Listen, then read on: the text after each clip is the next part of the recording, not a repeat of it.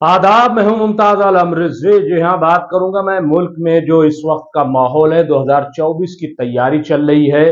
भाजपा भी मुसलमानों को अपने साथ जोड़ने के लिए कोशिश कर रही है, लेकिन मुसलमान नहीं बल्कि पसमानदा मुसलमान, जी हाँ, उनको अपने साथ लाने की कोशिश कर रही है। लेकिन समझ में नहीं आ रहा है कि कोशिश है कैसी। मुसलमानों का वोट चाहिए, लेकिन मुसलमान चाहिए कि नहीं चाहिए, यह समझ में नहीं आता है। कर्नाटक में कहा कि मुसलमानों को जो ओबीसी कोटे से रिजर्वेशन मिल रहा है उसको खत्म कर देंगे। उत्तर प्रदेश में 395 सीटों पर मुसलमानों को उम्मीदवार बना के कहा कि हम ये जो ओबीसी मुसलमान हैं उनको साथ लाने की कोशिश कर रहे हैं। कई और बहुत सारे सवाल हैं, चाहे वो नासिर और जुनैद का मामला हो कि अभी तक उनको इंसाफ नहीं मिला, या और कई मामलात हैं। बहरहाल, लेकिन अगर देखा जाए तो जो मुल्क का माहौल है उस पर सब सवाल उठा रहे हैं। सब सवाल उठा रहे हैं कि आखिर ये कैसा माहौल है। और कल कॉन्स्टिट्यूशन क्लब में एनसीपी माइनॉरिटी डिपार्टमेंट की तरफ से एक ईद मिलन तकरीब का एहतमाम किया गया था। उसमें भी बार बार यह सवाल उठाया गया कि आखिर इस किस्म की जो तकरीबात होती थी वो क्यों खत्म हो गई। ईद मिलन को अपीजमेंट करार दिया जाने लगा, रोजा अफ्तार को मुस्लिम अपीजमेंट कहा जाने लगा, अगर कोई टोपी लगा ले तो उस पर सवाल खड़े कर दिए गए, जबकि पहले ऐसा नहीं था। हिंदुस्तान गंगा जमनी तहजीब का एक गहवारा है, अगर यह कहा जाए तो गलत न होगा। ऐसे में वहां पे मौजूद साबिक रुकन पार्लियामेंट और मुसलमानों की मजबूत आवाज मोहम्मद अदीब से बात की गई और उनसे पूछा गया कि आखिर ये जो मुल्क का माहौल है और भाजपा जो कह रही है कि वो मुसलमानों को टिकट दे रही है, उत्तर प्रदेश में जो निकाय चुनाव हो रहे हैं 395 लोगों को उम्मीदवार बनाया है, तो इसको आप किस तरीके से देखते हैं। और खासतौर से कर्नाटक में जिस तरीके से रिजर्वेशन खत्म किया गया उसको लेकर के आप क्या कहेंगे। इन तमाम मौजुआत पर बात की गई। उन्होंने जो जवाब दिया है वो आप जरूर सुने, देखिए कि मोहम्मद अदीब ने क्या कहा। ये जो यूपी में निकाय चुनाव हो रहे हैं बल्दियाती, इसमें कहा जा रहा है बीजेपी ने मुस्लिम कार्ड फैलाए, 395 उम्मीदवार मुसलमान खड़े किए। क्या है ये ड्रामा, जबकि कर्नाटक में तो 4% जो रिजर्वेशन था पसमानदा वो खत्म कर दिया। देखिए, ऐसा है कि हमको कोई इससे दिलचस्पी नहीं है कि आप कितने टिकट दे रहे हैं नहीं दे रहे हैं। सवाल ये है कि मुसलमान के वजूद को आप तस्वुर करते हैं? आप मुसलमान के वजूद को ही नहीं मानते हैं, आप उसकी आइडेंटिटी को ख़त्म कर रहे हैं। लड़ाई तो ये है कि आप हमें खड़े खड़े लिंच कर दें, हमारे घर में घुस के कहें कि आप खा क्या रहे हैं और आप हमारे लिए बोलने को तैयार ना हो। मसला ये है, मसला ये नहीं है। आप अगर किसी को देते भी हैं, अगर आप किसी को भी आप टिकट देते हैं नहीं देते हैं, ये आपका अपना काम है। और मैं ये समझता हूँ कि सबसे पहले तो ये कि आप हमारी आइडेंटिटी को तो पहचानें, हमको तो पहचानें कि हम इस मुल्क के बराबर के शहरी हैं जो हमारे हुकूक छीन लिए गए। कर्नाटका का जहाँ तक सवाल है, कर्नाटका में तो इनके पास कोई मुद्दा है ही नहीं और सिर्फ वो हिंदू मुसलमान कर रहे हैं।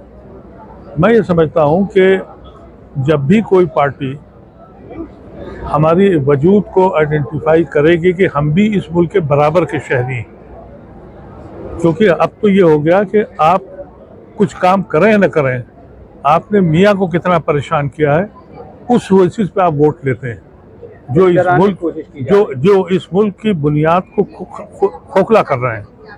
हमारा सिर्फ ये कहना है, अब आपने अगर टिकट दे दिए हैं तो इसका मतलब ये नहीं है कि आपका सोच बदल गया। आपकी सोच तो पहले बदलिए कि भाई हम इस मुल्क के बराबर के शहरी हैं या नहीं है।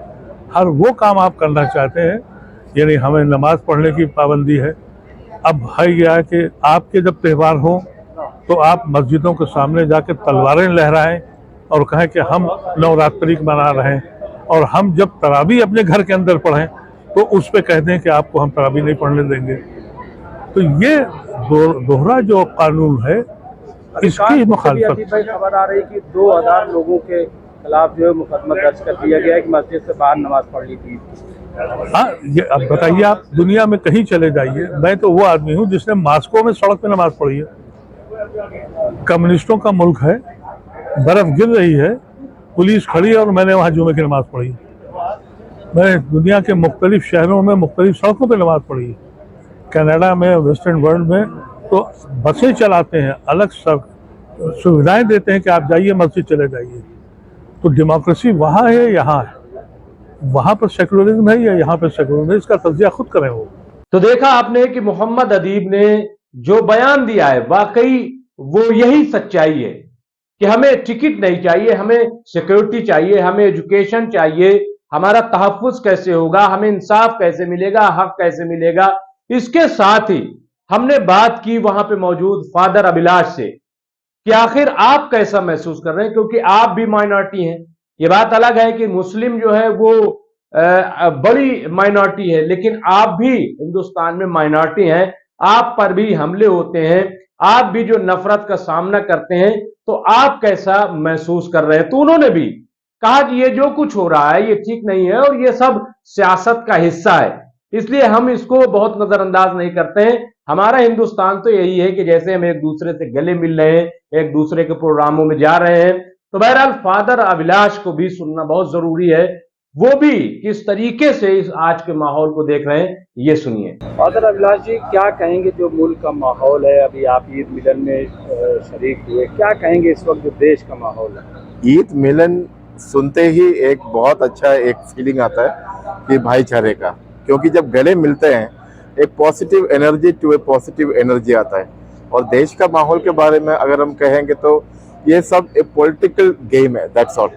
अंदर से सब लोग मिले जुले हुए हैं, सब लोग भाई भाई ही हैं, लेकिन राष्ट्रवादी और राष्ट्रवाद जब उसमें बात करते हैं तो बंटवारा हो जाता है। लेकिन एक्चुअली में सभी लोगों के दिलो दिमाग में बंटवारा नहीं है। हिंदू मुस्लिम सिख ईसाई हम सब है भाई भाई, यही ईद का एक संदेश है। जिस तरीके के हिंदू राष्ट्र और इस तरीके की बातें हो रही हैं और तोड़ फोड़ कर दी जा रही है, पहला जैसा माहौल नहीं है, तो इसको किस तरीके से देखते हैं, कौन लोग क्या है? देखो कि हम किसी भी समुदाय में रहें, ये एक नेगेटिव फोर्स हमेशा रहता है। हम उनके लिए भी प्रार्थना करते हैं। जैसे हमारे बाइबल में यीशु मसीह ने हमें यह पढ़ाया है, आपके ऊपर किसी ने भी अगर हिंसा किया है उनके लिए भी प्रार्थना करो। तो वही हमारा एक मकसद है। आज अगर वो हमारे विरोध हैं तो आने वाला समय उस चीज का गवाह होगा कि वो हमारे मित्र बन चुके हैं। We all become like that one only. Thank you. तो बहरहाल आपकी खिदमत में हमने मोहम्मद अदीब और फादर अभिलाष की बातों को पेश किया। अभी आपने देखा होगा कि सुप्रीम कोर्ट ने भी तमाम जो पुलिस है हिंदुस्तान की, उसको हिदायत की है कि अगर कहीं कोई नफरती भाषण दे रहा है, भड़काऊ बयान दे रहा है, तो उसको आप फौरी तौर पर उसके खिलाफ कार्रवाई करें, FIR दर्ज करें। आप बिल्कुल ये न देखें कि किस पार्टी से है, किस मजहब से है, कौन सा लिबास पहने, क्या कर रहा है, कुछ नहीं। अगर उसने भड़काऊ भाषण दिया, माहौल को खराब करने की कोशिश की, तो आप उसके खिलाफ FIR दर्ज करें। जी हां, ये एक बड़ा फैसला सुप्रीम कोर्ट से हुआ है। मैं समझता हूं कि इसकी बड़ी अहमियत है, क्योंकि आप देख लीजिए कि लोग बेलगाम हो गए हैं, और खास तौर से वो लोग कि जो हुकूमत में बैठे हुए हैं, उनको लग रहा है कि हम कुछ भी कह देंगे। और खास तौर से मुल्क की जो सबसे बड़ी अक़लियत है मुसलमान, उनके लिए तो कुछ भी वो कह देंगे तो कोई कुछ बोलेगा नहीं, क्योंकि उनकी हुकूमत है और इससे तो सरकार खुश होती है। क्योंकि आपने देखा होगा कि कैसे कैसे नारे लगे, देश के गद्दारों को क्या क्या चीजें कही गई। और कहीं कोई कह देता है साहब पाकिस्तानी है ये, कहीं कोई गद्दार कह देता है, कहीं कोई कह देता है बाहर से आए हैं, न जाने क्या क्या कह दिया जाता है, लेकिन उनके खिलाफ कोई कार्रवाई नहीं होती। इसके साथ ही हिंदू राष्ट्र हिंदू राष्ट्र हिंदू राष्ट्र, उसका इतना ज्यादा चर्चा कर दिया गया और कोई सरकार जो है कदम उठाने के लिए तैयार नहीं। सवाल यह है कि जब हमारा सेकुलर संविधान है, तो अगर कोई हिंदू राष्ट्र की बात करता है तो क्या ये सेकुलर संविधान के मुताबिक? और इसी बात की तरफ सुप्रीम कोर्ट ने इशारा किया है। तो अब देखना यह होगा कि जो लोग इस किस्म की बातें करते हैं, क्या पुलिस उनके खिलाफ FIR दर्ज करने की हिम्मत जुटा पाती है, क्या उनके खिलाफ कोई कार्रवाई होगी, ये देखने वाली बात होगी। बहरहाल तो मोहम्मद अदीब और फादर अभिलाष को आपने सुना। दरअसल यही इन लोगों की डिमांड है और यही पूरी मिल्लत की डिमांड है। बहुत बहुत शुक्रिया।